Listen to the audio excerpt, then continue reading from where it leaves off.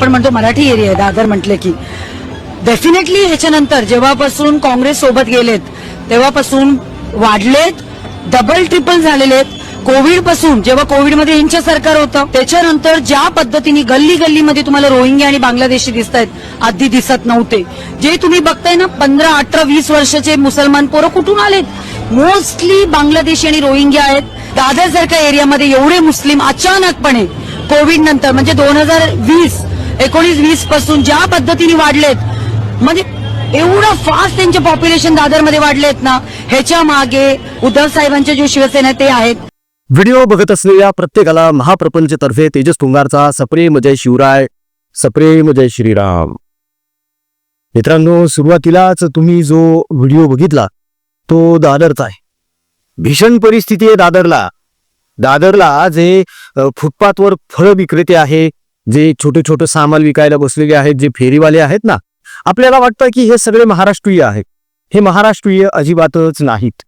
सगळ्यात महत्वाची गोष्ट म्हणजे दादर हा मराठीचा कैवार घेणाऱ्या ठाकरेंचा बालेकिल्ला आहे असं म्हणतात. आणि याच बालेकिल्ल्यामध्ये तुम्हाला शोधूनही एकही मराठी फेरीवाला सापडणार नाही. हे सगळेच्या सगळे मुस्लिम फेरीवाले आहेत.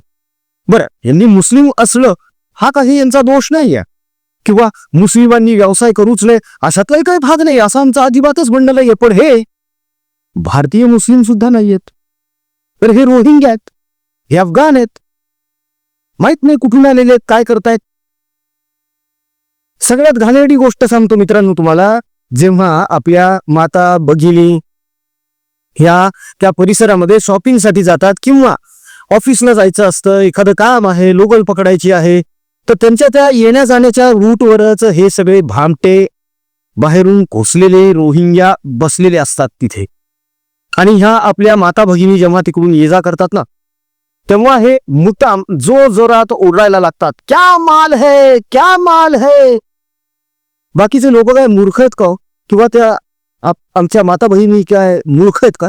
त्यांना कळत नाही क्या माल ह्याचा काय अर्थ आहे ते. हा असा उन्माद, हा असा उच्छाद दादरमध्ये खुले आम चालू आहे. हा धुडगूस खुले आम चालू आहे. यावर अनेक जणांनी आक्षेप घेतलेला आहे. तिथल्या रहिवाशांनी आक्षेप घेतलेला आहे, दादरकरांनी आक्षेप घेतलेला आहे, अनेक वेळा पोलीस कंप्लेंट झालेल्या आहे. याच बाहेरून घुसून आलेल्या घुसखोरांमध्ये काही नशेडी आहे, काही पाकिटमार आहेत, काही चोर आहेत, काही गुन्हेगार आहेत, दडियलेत. तिकडे गुन्हे करून इकडे आलेले आहेत, आता इकडे गुन्हे करायला लागलेले आहेत. मराठी व्यावसायिकांना, मराठी फेरीवाल्यांना हाकलून नेत आहेत तिथून आणि स्वतःच दुकान टाकतायत रस्त्यावर, आया बहिणींची छेड काढतायत. आणि त्याकडे मराठीचा कैवार घेणारे हे ठाकरे साफ दुर्लक्ष करतात. याच विषयावर आज थोडंसं बोलायचंय मित्रांनो, कारण या गोष्टीला पायबंद सुद्धा बसणार आहे आणि तो जोरदार बसणार आहे. आजचा व्हिडिओ खूप महत्वाचा आहे, खूप संवेदनशील असा हा व्हिडिओ आहे, प्रत्येकाने बघावा असा हा व्हिडिओ आहे मित्रांनो. ही माहिती प्रत्येकापर्यंत असणं गरजेचं आहे, म्हणूनच हा व्हिडिओ प्रपंच आपण आज करत आहोत. मूळ मुद्दा, मूळ विषय सुरू करण्या अगोदर नेहमीप्रमाणेच कळकळीचं आवाहन आहे. आजपर्यंत आपल्या स्वाभिमानी हिंदू प्रपंच परिवाराने आपल्या सदस्यांच्या मदतीने, त्यांच्या सहकार्याने समाजामध्ये जे सत्कर्म केलेलं आहे, जी आधार दिलेला आहे अनेकांना, अनेक गरजूंना, त्या कार्याच्या व्हिडिओची एक छोटीशी झलक तुमच्या समोर ठेवत आहे. कृपया बघून घ्या. प्रिय बंधू भगिनींनो आणि मातांनो, आपल्या स्वाभिमानी हिंदू प्रपंच परिवारातर्फे नेहमीच अनेक गरजूंना, शेतकऱ्यांना, दिव्यांगांना, गरीब विद्यार्थ्यांना त्यांच्या शिक्षणासाठी, तसेच हलाखीच्या स्थितीत असलेले कॅन्सरग्रस्त रुग्णांचे उपचार, औषध आणि त्यांच्या नातेवाईकांच्या भोजनाची सेवा मनोभावे देत आहोत. हे सगळे गरजू आपलेच बांधव आहेत.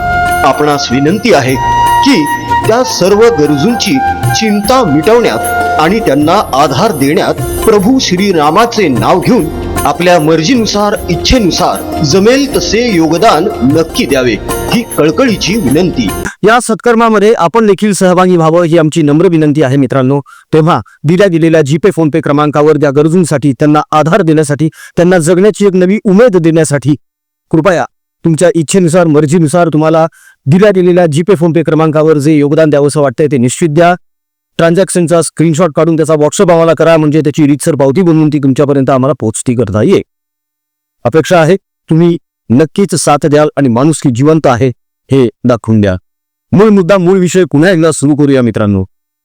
फक्त मुंबईच नाही तर अवघ्या महाराष्ट्रामध्ये हे रोहिंग्या मुसलमान घुसलेले आहे. नको तिथे हिरव्या चादरी पसरवायच्या आणि मग ती जागा आपल्या नावावर करून घ्यायची, त्या जागेवर आपला दावा ठोकायचा. ह्यांची हिंमत इतकी वाढलेली आहे की अक्षरशः रेल्वे ट्रॅकच्या बाजूला सुद्धा यांनी थडगे बांधले आहेत, त्यावर हिरव्या चादरी टाकलेल्या आहेत आणि आता हे दावा करायला लागलेले आहे की ही वक्फची प्रॉपर्टी आहे. आणि ही हा तोच उबाठा गट आहे जो वक्फच्या बाजूने उभा होता संसदेमध्ये आणि राज्यसभेमध्ये. ते अरविंद सावंत यांचेच नेते, खासदार, धन्य त्यांना निवडून देणारा मतदार वक्फचं समर्थन करतायत ही लोक. याच्यापेक्षा हाईट गोष्ट सांगतोय. बेहराम पाड्यामध्ये 280 झोपडपट्ट्या अशा आहेत जिथे बांगलादेशी रोहिंग्या राहतात. कळस म्हणजे मित्रांनो, ह्या बांगलादेशी रोहिंग्यांनी स्वतःचं आधार कार्ड बनवलेलं आहे, मतदार कार्ड बनवलेलं आहे, पॅन कार्ड बनवलेले, सगळी कागदपत्र बनवली यांनी आणि वास्तव्य करतायत तिकडे झोपडपट्ट्यांमध्ये. याचा सुगावा जेव्हा महानगरपालिकेला लागला तेव्हा तर प्रशासन होतं म्हणा, पण प्रशासन असलं तरी त्या अधिकाऱ्यांनी काही बुलडोझर्स पाठवले त्या झोपडपट्ट्या उद्ध्वस्त करण्यासाठी आणि हे घुसलेले रोहिंग्या घालवण्यासाठी. मात्र तेव्हा वरुण सरदेसाई आणि आदित्य ठाकरे हे त्या बुलडोझरच्या समोर जाऊन उभे राहिले आणि म्हटले की आम्ही हे पाडू देणार नाही, आम्ही हे तोडू देणार नाही, हे लोक इथेच राहतील. कोण आहात तुम्ही यांना हाकलून लावणारे? आम्ही असताना बघतोच आम्ही तुम्ही कोणाला हाकलतात. हे यांचं मराठी प्रेम बेगडी ढोंग आहे सगळं. का हो? दादरमध्ये ज्या माता भगिनी हिंडतात, फिरतात, शॉपिंग करतात, त्यांना हे जेव्हा घुसखोर बांगलादेशी रोहिंग्या चिडवतात, त्यांची छेड काढतात, तेव्हा कुठे जातो तुमचं मराठी? पण का तुमचा एकही वडापाव सैनिक तिथल्या एखाद्या रोहिंग्याच्या कानाखाली आवाज काढत नाही? एरवी तर फार म्हणता ना, शिवसैनिक आमचे धावून जातात, धावून जातात. हो, ते कोणावर धावून जातात? तर उद्धव ठाकरे यांच्याविषयी जर कोणी काही बोललं तर त्यांच्यावर धावून जाणार. मात्र जिथे खरंच गरज आहे तिथे नाही जाणार. का? वोट बँक आहे साहेब, वोट बँक आहे. दिसलं ना महानगरपालिकेच्या निवडणुकीमध्ये जनाब उद्धव ठाकरे नावाचं गाणं यांनी तयार केलं. काय तर खुदा का नेक बंदा. बर, वो खुदा का नेक बंदा है लेकिन ईश्वर का फेक बंदा है. फेक आहे हे सगळं. हे जे यांनी उभं केलेलं आहे ना सगळं, मराठी अस्मिता, मराठी जनजागृती वगैरे, हे फेक आहे. आणि जर फेक नसतं तर आज दादरची अशी परिस्थिती झाली नसती. मित्रांनो, तुम्हाला जर प्रत्यय घ्यायचा असेल ना तर तुम्ही खरंच एकदा दादरला चक्कर मारावंस. एक शब्द हा खरा आहे आमचा. यातला एकही शब्द जर तुम्हाला खोटा वाटला ना तर हे चॅनल बंद करून टाकीन. फूल मार्केट त्यांच्याकडे, बटाटा मार्केट त्यांच्याकडे, भाजी मार्केट त्यांच्याकडे, फळ मार्केट त्यांच्याकडे, कपडा मार्केट त्यांच्याकडे, शूज त्यांच्याकडे, सगळ्या वस्तू ते लोक विकतायत उघडपणे. मराठी माणूस आहे कुठे? का एकाही मराठी माणसाला तिथे त्याचा धंदा सेटल करता आला नाही? का करू दिला गेला नाही? नेमका प्रॉब्लेम काय? मराठी माणसाला तिथे सेट का होऊ दिलं जात नाहीये? आणि जे सेट होते त्यांना तिथून का घालवण्यात आलं? आज मालाड मालवणीची काय परिस्थिती झालेली आहे? बाहेरून घुसखोर म्हणून आलेल्या या रोहिंग्यांनी मालाड मालवणीमध्ये राहणाऱ्या हिंदूंना, मराठी लोकांना तिथून हाकलून लावलेलं आहे. जबरदस्तीने घर विकायला लावलेली आहे. ही वस्तुस्थिती आहे, ही परिस्थिती आहे. चक्कर मारून बघा एकदा मालवणी भागामध्ये, मग कळेल कसलं आलंय मराठीचं प्रेम. आणि एवढं यांना मराठीचं प्रेम आहे तर मग यांनी उतरावं रस्त्यावर आणि दादर साफ करून टाकावं एकदाच. आता अनेक जण असं म्हणतील की काय नैराश्यवादी परिस्थिती, काय निराशा पसरलेली आहे सगळीकडे, कोण आहे हे सगळं साफ करणार? तर सफाई सुरू आहे. सफाई सुरू आहे. आतापर्यंत शेकडो असे पकडलेत रोहिंगे आणि त्यांना डिटेन्शन कॅम्पमध्ये हाकलून लावण्यात आलेले. आणि इथून पुढे सुद्धा ही मोहीम धडाक्यात सुरू राहणार आहे. बघायचंय तुम्हाला? हा एक छोटासा व्हिडिओचा एक क्लिप आहे फडणवीसांच्या बाबतीतला, तो बघून घ्या. अवैध बांगलादेशी आणि रोहिंग्यांची आता खैर नाही, कारण महाराष्ट्र सरकारने यावर जालीम उपाय शोधलाय. पश्चिम बंगालमध्ये ममतांनी राबवलेल्या तुष्टीकरणाच्या राजकारणामुळे बांगलादेशींचे लोंढेच्या लोंढे भारतात घुसले आहेत. महाराष्ट्रातही अनेक ठिकाणी यांनी वस्त्या केल्या आहेत. बंगालमधून मिळालेल्या राजाश्रयामुळे यांनी आधार कार्ड, पॅन कार्ड सारखे महत्त्वाची कागदपत्र काढली आहेत. तसेच पश्चिम बंगाल आणि बांगलादेश यांच्यातील भाषा साधर्म्यामुळे अवैध बांगलादेशींना शोधून काढणे तपास यंत्रणांना कठीण झालं आहे. गेल्या एका वर्षामध्ये हायएस्ट नंबर बांगलादेशी या मुंबईत शोधून काढले आहेत, ते डिपोर्ट केलेले आहेत. तरीही देवाभाऊंच्या नेतृत्वात अवैध बांगलादेशींना शोधून काढून त्यांना डिपोर्ट करण्याची मोठी व्यापक मोहीम राबवली जात आहे. या मोहिमेला आता AIची साथ लाभणार आहे. IITच्या मदतीने एक आर्टिफिशियल इंटेलिजन्सचं टूल तयार करतोय की त्याचा उपयोग करून बांगलादेशी आयडेंटिफाय करणं सोपं होईल. महाराष्ट्र सरकार IIT बॉम्बेच्या सहकार्यानं एक भाषा आधारित पडताळणी AI टूल विकसित करत आहे, जे राज्यातील संशयित बेकायदेशीर बांगलादेशी नागरिक आणि रोहिंग्यांना ओळखण्यास मदत करण्यासाठी बोलण्याची पद्धत, स्वर आणि भाषेचा वापर याचं सखोल विश्लेषण करेल आणि त्यावरून पोलीस यंत्रणांना अवैध बांगलादेशी शोधण्यास मोलाची मदत मिळेल. देवाभाऊ सरकारनं मुंबईसह महाराष्ट्राला अवैध बांगलादेशी मुक्त करण्याचा विडा उचललाय आणि देवाभाऊंचा शब्द म्हणजे तो खरा होणारच.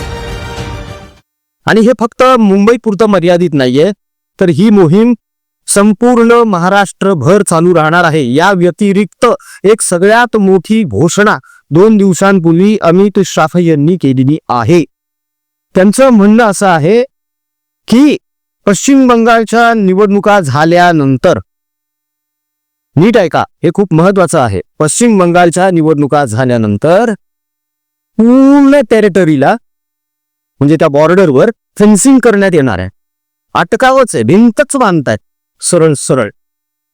का? तर त्यांनी इकडे घुसू नये म्हणून. ही सगळी राजनीती ही ममता दीदीनं केलेली आहे बरं का. निवडून येण्यासाठी पश्चिम बंगालमधून हे रोहिंग्या तिला पहिले कलकत्त्यात घुसवले, पश्चिम बंगालमध्ये घुसवले, तिथं त्यांची खोटी कागदपत्र बनवण्यात आली आणि नंतर हे सगळे पसार झाले तिथून. पण वोटिंगच्या वेळी हे सगळे जर तिकडे पळतात परत. हे दुबार मतदार आहेत साले, हे खरंच दुबार मतदार आहेत. यांची तिकडे पण नोंदणी आहे, इकडे पण नोंदणी आहे. तू विचार करा, पश्चिम बंगालमधून कोण कुठला बेकार चोट येतो इथे देशामध्ये आणि कागदपत्र बनवतो. त्यांच्यावर पण थाळी पडलेली आहे. खोटी कागदपत्र बनवणारे असे अनेक जण सुद्धा आज अटकेत आहेत. पण मुळात प्रश्न असा आहे की जे लोक भाषण करत असताना घसा ताणू ताणून मराठीचा कैवार, मराठीचा उद्धार, मराठी करतात, त्या लोकांना आपल्याच मराठी आया बहिणींवर असल्या अश्लाघ्य टीका दिवसाढवळ्या होत आहेत हे दिसत नाही का? हा मूळ प्रश्न आहे, हा मुख्य प्रश्न आहे. आणि त्यात तुम्ही म्हणता की हा आमचा बाले किल्ला आहे म्हणून. अरे शिवतीर्थ जवळच आहे ना, शिवाजी पार्क जवळच आहे ना, तिथून असं काय करता? अमित साहेब, तुमचं लक्ष नाही का इकडे? का प्रत्येक वेळी लोकांनी आपली तक्रार घेऊन तिकडे शिवतीर्थावरच गेलं पाहिजे का? किंवा मातोश्रीवरच गेलं पाहिजे का? मातोश्रीवर तर एंट्रीच नाहीये म्हणा. किमान शिवतीर्थावर एंट्री तरी मिळते, मातोश्रीवर तर एंट्रीच मिळत नाही. मातोश्री म्हणजे मातोश्री 2. पण कधीतरी स्वतःहून इनिशिएटिव्ह घेऊन एखादं कार्य करायला काय हरकत आहे? म्हणजे निवडणुका झाल्या, आम्ही पराभूत झालोय, जाऊ दे, जा खड्ड्यात, आम्हाला काय करायचं, असा जर ऍटिट्यूड असेल तर मग इथून पुढे जे राजकीय भवितव्य आहे ते यापेक्षाही जास्त गडद अंधारात असणं. कारण जोपर्यंत तुम्ही लोकांची मन जिंकत नाही कामं करून, तोपर्यंत कसं मतदान होईल हो? नुसती भाषणं करून, टोमणे मारून, मिमिक्री करून, घसा ताणून, एखाद्याला शिव्या देऊन नाही मतं मिळवतायत. तो काळ आता नाही राहिलेला. आता जेन्झी आलेले आहेत. अनेक जण असे आहेत आजचे मतदार ज्यांना मागचे संदर्भच माहित नाही आहे. त्यामुळे ते लोक काय करतात, सद्य परिस्थिती काय आहे ते बघतात, कोणी काय काम केलेलं आहे याची शहानिशा करतात, कोण पुढे भविष्यात काम करू शकतो याचा अंदाज बांधतात आणि मग मतदान करतात. म्हणजे सतत हाणामारीची भाषा करणे, खळखटाक करणे हे प्रत्येक वेळी ठीक नाहीये. काही ठिकाणी त्याची गरज आहेच सुद्धा, पण प्रत्येक वेळी नको. आणि खळखटाकच जर करायचं असेल तर मग या रोहिंग्यांच्या विरोधामध्ये का होऊ शकत नाहीये खळखटाक? या एका साध्या प्रश्नाचं उत्तर मिळायला पाहिजे. असो, हरकत नाही मित्रांनो. हे रोहिंग्या हाकलण्याची मोहीम जोरदारपणे सुरू झालेली आहे. मध्यंतरी महाराष्ट्रावर एक शोककळा पसरली, त्यामुळे थोडीशी यंत्रणेवर ताण आलेला होता. मात्र लवकरच पुन्हा डिटेन्शन कॅम्पमध्ये यांना हकलण्याची प्रक्रिया सुरू होणार आहे. आपण सुद्धा थोडेसे सतर्क राहूया, सावध राहूया. जर आपल्याला कुणावर संशय आला तर त्या संशयाची माहिती आपण इमिजिएटली डायरेक्टली गृह मंत्रालयाला ईमेल करून पाठवू शकतो किंवा जवळच्या पोलीस स्टेशनला सांगू शकतो. त्याचं आपण हे घेऊ शकतो, अटेस्टेशन, हे ऑर्डर रिसिप्ट किंवा कंप्लेंट रिसिप्ट घेऊ शकतो आपण. पुढे जाऊन आपल्याला ते दाखवता सुद्धा येऊ शकतं की बघा आम्ही तर तक्रार दिलेली होती. पण नागरिकांनी सुद्धा सतर्क राहणं गरजेचं आहे ना. सगळंच इतरांवर ढबलून कसं चालेल? तेव्हा मित्रांनो, आपल्या आजूबाजूला जर तुम्हाला काही संशयास्पद वाटलं ना तर नक्की कळवा. कारण दादरमध्येच बघा ना तुम्ही, 2020 पूर्वी म्हणजे कोरोनापूर्वी अशी परिस्थिती, इतकी भीषण परिस्थिती नव्हती हो. आणि आता अचानक त्यांची पोरं, हे रोहिंग्यांची पोरं हे 20-20 वर्षांची झाली, 18-18 वर्षांची झाले 4 वर्षातच. कसं काय, कसं शक्य आहे हे? म्हणजेच काय, हे बाहेरून आलेले, हे मूळचे नाहीये. हे मूळच्यांना सुद्धा तिथे धंदा करू देत नसतील. याचा एकदा तपास करावा लागणार आहे. पण ह्यांची हकालपट्टी होणं गरजेचं आहे. आणि इथून पुढे जेव्हा केव्हा ह्या घुसखोरांच्या झोपडपट्ट्या उद्ध्वस्त करण्यासाठी बुलडोझर जातील किंवा यांना डिटेन्शन कॅम्पमध्ये हाकलण्यासाठी यंत्रणा सज्ज होईल, तेव्हा आदित्य ठाकरे, वरुण देसाई यांच्यासारखे नेते जर आडवे आले तर मग आता जनतेनं सुद्धा रस्त्यावर उतरणं गरजेचं झालेलं आहे की आमच्या सुरक्षेसाठी जर हे सगळं सुरू आहे तर त्यामध्ये आडकाठी आणण्याचा प्रयत्न करू नका. That's it. तुम्हाला जर इतकीच हौस आहे तर ह्या सगळ्यांना घ्या आणि मातोश्री 2 मध्ये नेऊन बसवा. नाहीतर लंडनला बांधवीचे मातोश्री 3 तिकडे पाठवा. यांना आमच्या उरावर, आमच्या बोकांडी बसवू नका, असं स्पष्ट सांगण्याची आता वेळ आलेली आहे. कारण ह्यांचं तुष्टीकरण आणि लांगुल चालन हे कधीही कमी होणार नाही किंवा थांबणार नाही. त्यामुळे मित्रांनो, आपल्यालाच आता थोडं सतर्क आणि सावध राहावं लागणार आहे. त्यामुळे काळजी घ्या, चौकस राहा आणि जर काही संशयास्पद आढळलं तर इमिजिएटली पोलीस स्टेशनला किंवा गृह मंत्रालयाला नक्की कळवा. जाता जाता एक छोटीशी विनंती आहे. सुरुवातीला तुम्ही जो आपला स्वाभिमानी हिंदू प्रपंच परिवाराच्या कार्याच्या व्हिडिओची जी झलक बघितली, त्यामध्ये तुम्हाला जाणवलं असेल की आपण कर्कग्रस्त रुग्ण जे आहेत त्यांचे औषध उपचार, हालाकीच्या परिस्थितीत असलेल्या त्यांच्या नातेवाईकांच्या जेवणाची सोय, आपला दुष्काळातून अजूनही होरपळत असलेला, अतिवृष्टीने अजूनही होरपळत असलेला शेतकरी राजा, त्याचे लेकरं जे कधी कधी उपाशी पण झोपतात, तो गुराढोरांना खायला चारा नाहीये. वस्तुस्थिती आहे, डोळ्यांनी बघून आलेलो आहे म्हणूनच सांगतोय. आपण यांची सेवा करत आलेलो आहोत. आपण किराणा सामानाचे किट्स बनवून त्यांना वाटलेले आहे. अजूनही खूप किट वाटायचे आहे. जवळपास 150 ते 200 किट वाटायचे आहेत. एक किट आपल्याला जवळपास 5 ते 6 हजार 7 हजारापर्यंत चाललंय. पण हे करावं लागणारच आहे, कारण नाही बघू शकत नाही. जगाच्या पोशिंद्याला उपाशी राहताना, त्याच्या कुटुंबाला उपाशी राहताना नाही बघतायत.